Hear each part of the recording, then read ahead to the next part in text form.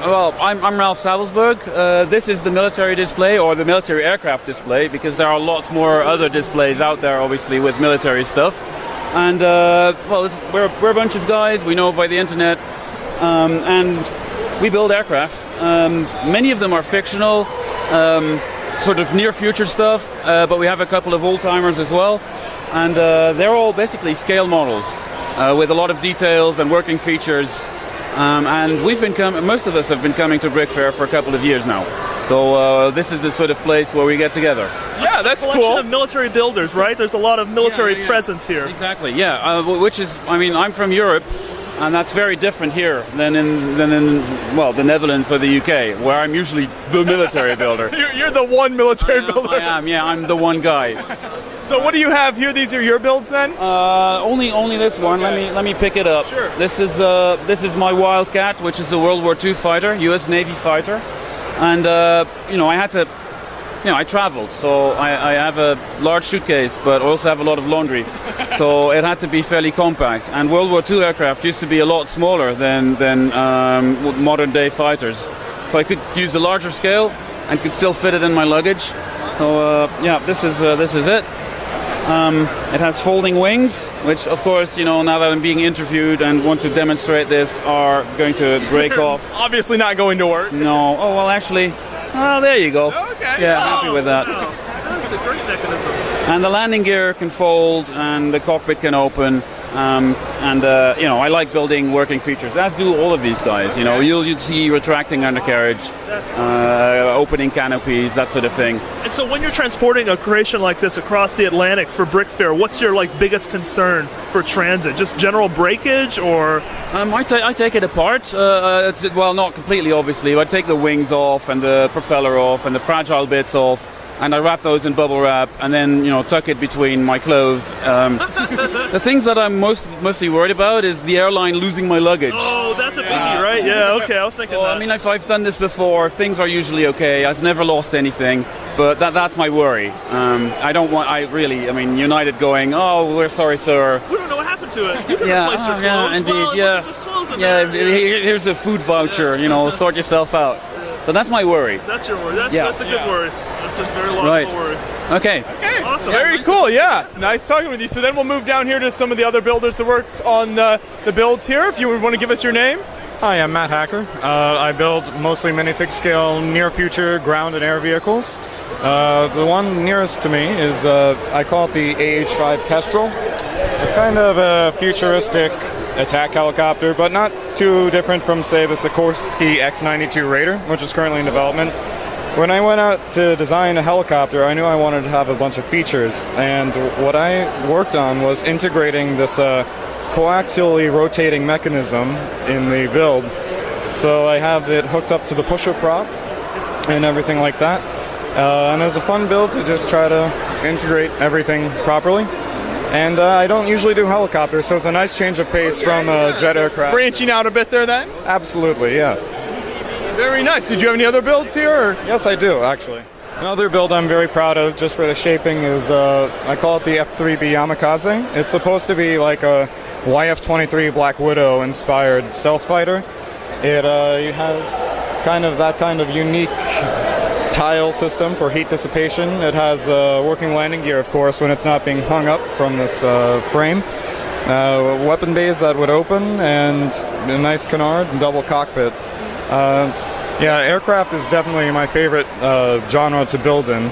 Something I noticed here is you guys got some cool work going on here with hanging your planes and helicopters. To kind of suspend them, right? Yes, absolutely.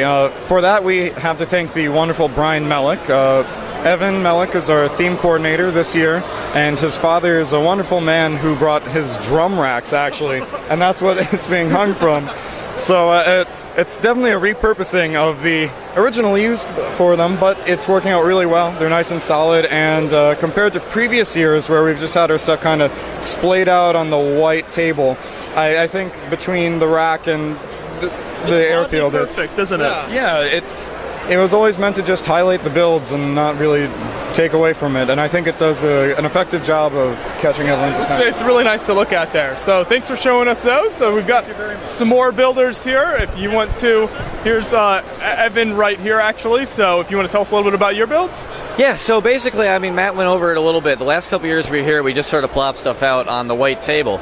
So over the last year on Flickr and over email, we decided, hey, let's build an airfield, because all of us build jets. So between the three of us, me, Matt, and Corvin, German guy, we threw together the airfield, and we've got about 6 people's different planes on here. But for stuff that I've built in particular, the main thing's the V-22 Osprey that I built. So it's probably the largest aircraft I've ever built, largest mock I've ever built. And just like the real aircraft, it rotates, the engines rotate, and it stows fully like it goes on the aircraft carrier. So it'll stow completely.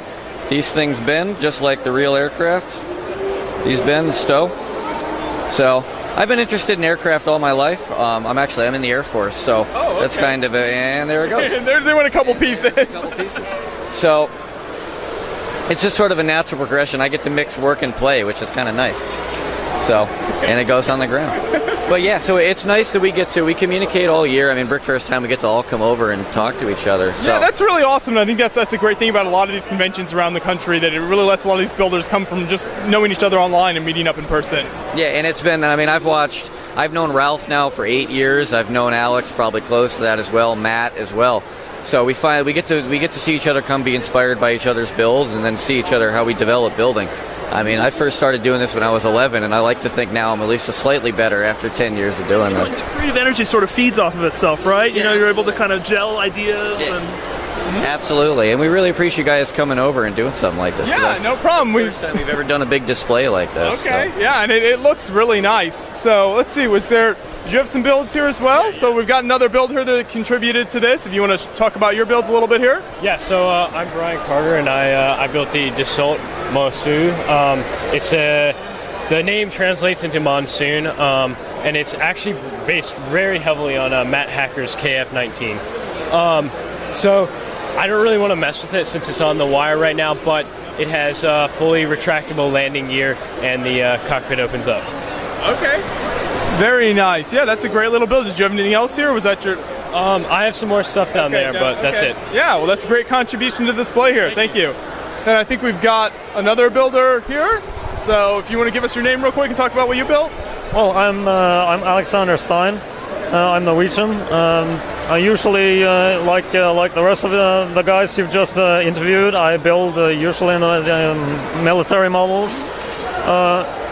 Ranges from models of actual military hardware to fictional stuff I design myself, and sometimes models in between. I mean, fictional upgrades of existing vehicles and hardware. What I've built, or what I've brought to BrickFair today, is I brought I brought a British and French Jaguar, which is the one sitting inside the hangar. That's it's a ground attack and close support aircraft from the 70s. Initially designed as a trainer, but it was then put in service as a combat aircraft. This is a fictionally upgraded GR4. The real aircraft only made it to GR3 before it got retired. Secondly, there's this aircraft here being pulled out of the other hangar, which is it's called a Saab AJ47 Tempest. Not the car, but the same company. It's the same company. Yeah. They started out making combat aircraft and also made cars. You see that commercial where it's like Saab, we make fighter jets, and they're trying to yeah. So it's real. Yes. Well, awesome. You'd trust them to make cars as well, right? Exactly.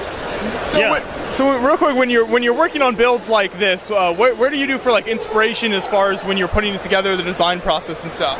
Well, the Jaguar was easy because that's an existing plane, so you just look at pictures and reference pictures of the existing planes.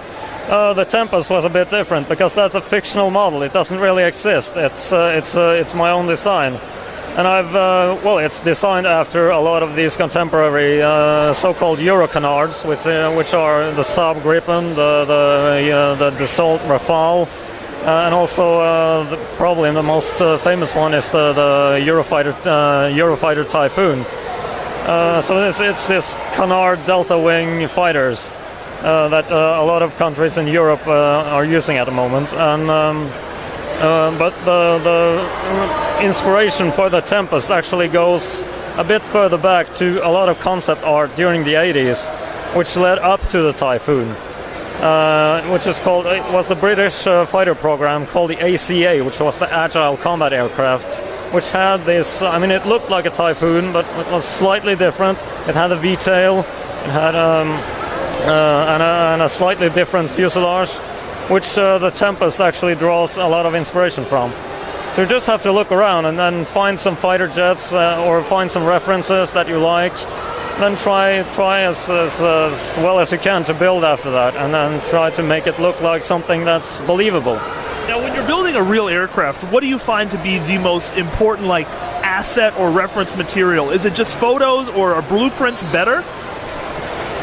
Blueprints, if you can find them, they're excellent for getting the measurements right. And I mean, you can judge measurements by proportions as well, or dimensions. Yeah. But having the actual dimensions on a blueprint, built it from. Yeah. Right. That's definitely an asset if you're building a model. Totally. What do you find is the most difficult part when putting these together? Even if you have, photos and things to go off of, what do you find is usually the hardest part? Well, the first thing that comes to mind is having retractable landing gear, which all of my models have. But you expect that to be different, so it's not necessarily the most complicated thing on the entire model, because you know that's going to be hard, and you expect it to be hard, and it is hard. But I mean, they may seem unimportant. They may not be an important part of the whole model, but they prove, surprisingly difficult to get right. A good example of that is the chin turret on my AH-1 Cobras, which, I mean, it's a small part of the model, but it's important because it's part of the face of the aircraft. Without it, yeah. It wouldn't look right without it, and just getting it. The fact that it is so integrated into the whole fuselage of the thing. Certainly. I mean, it's and you want it to be pulsable, and you want it to turn, and you want the gun to elevate. Just getting all that stuff right. It was actually a very unexpected challenge. Yeah, well, that's some fascinating look into your design process and things there. I really appreciate you talking with us. Thank you. No problem.